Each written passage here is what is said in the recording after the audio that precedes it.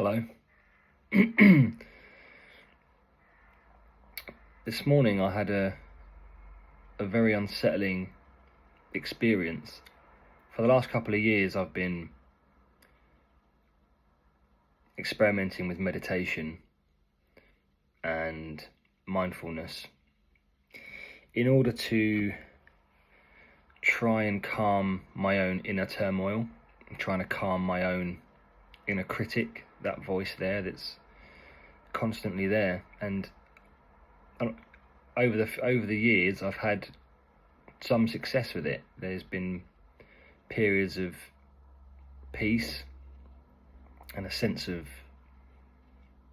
unity, and it almost got to the point where I felt, they talk about feeling connected, and Marcus Aurelius talks about in his book in Meditations or you are part of the whole in Stoic philosophy, and we're all from this infinite consciousness, but I don't think I don't think he refers to it as consciousness. He just calls it from the whole, and we're all from that. So we are as an extension of each other. Now, I've felt a deep sense of compassion for people at certain times, but then that's waxed and waned.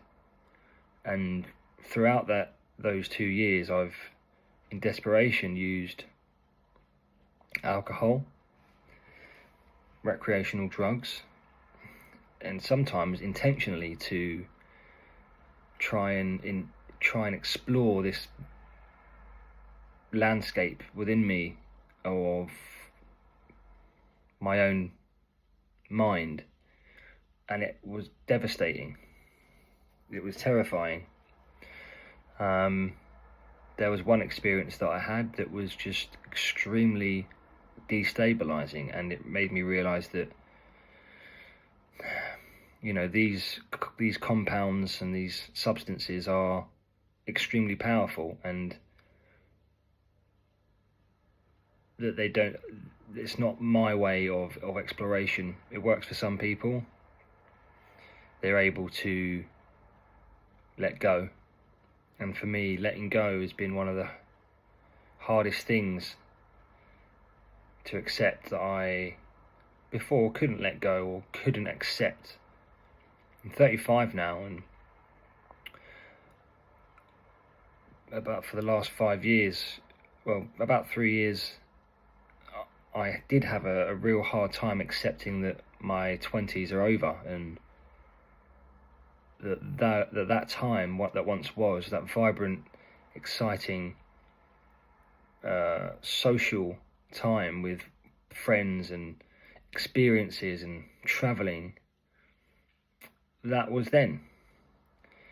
And friends have now moved their families, they have families now, and that was really hard for me to accept, because I didn't have my friends were my identity at that point, and I saw myself within my social circle within a certain status, not better, not worse, but it gave me an identity.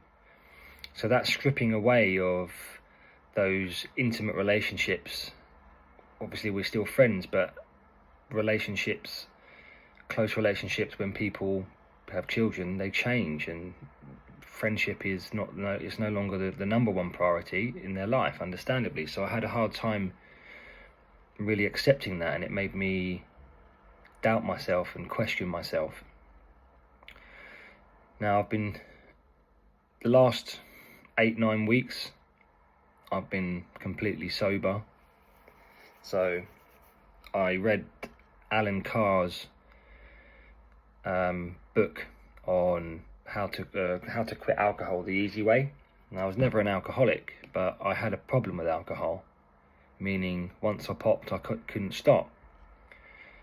And it was a devastating thing that once I start to make headway for a few weeks not drinking, with feeling more at peace and calm and feeling better, then there would be a compulsion in me. Oh, okay, you're feeling better.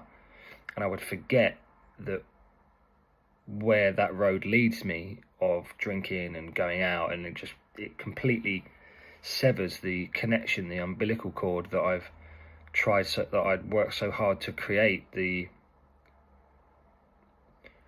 connection that I had within myself. It completely severs it, and I'm back afloat, adrift on on a river without any oars. And since quitting alcohol and everything else, it's been the best thing I've ever done. Now, I was using alcohol and everything else as a crutch for anxiety. Now, I wasn't drinking at work or anything like that, or doing anything else, but the weekends would be a chance for me to release, and that then was feeding into dreadful anxiety during the week, and to the point where I couldn't even I couldn't sit with myself. It was scary. Now, I've been meditating and reading a lot of Sadhguru and listening to his talks.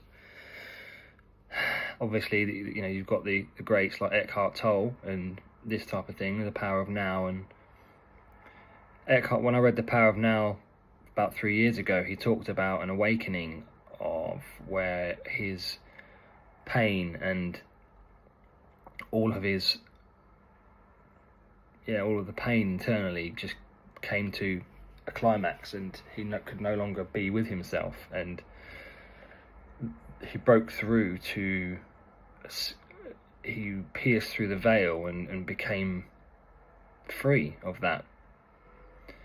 Now, I was reading Sadhguru today, and he talks about a story between a bull and a pheasant, and there's a bull and a pheasant in a field, and the bull and the pheasant get talking, and there's a tree, and the pheasant said, "Oh, I used to be able to fly to the top of that tree, but I can't now because my wing is damaged and I'm old." And the bull said to the pheasant, "Okay, well, just eat a mouthful of my dung every day and you'll get stronger. The whole of humanity's on it."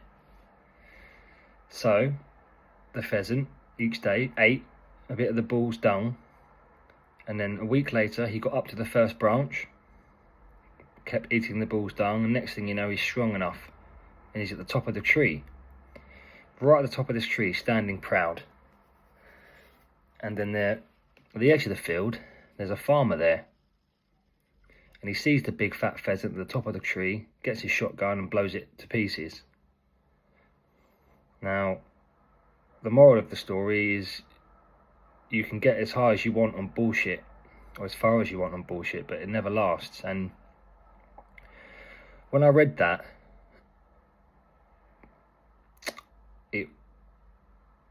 it made me realise how much I have blagged and bullshitted, and how much of my personality is based upon my ego, and how everyone else's is. But I also have compassion for other people where they're at in their life, because they're run by that, and I was run by that, and that was my journey, and other people are on their journey. So I have more compassion for them now when I see that they are run by their ego and reactions and the need to be liked and to be funny. And then I had a really unsettling experience where I was holding my hands together, and then I was feeling my arms and feeling my hands, and I realised that I'm actually not my body. Now, it's going to sound might sound a bit crazy, and it was very, very unsettling for me. I actually thought I was going mad, to the point where my heart started to race and my hands started to sweat. But then I went outside and I walked around and I looked at the trees and listened to the birds and just watched people, and it's almost like there's an inner dimension in me that's opened up, whereas before I was so, probably, this is not going to last forever, but before I was so worried about everything.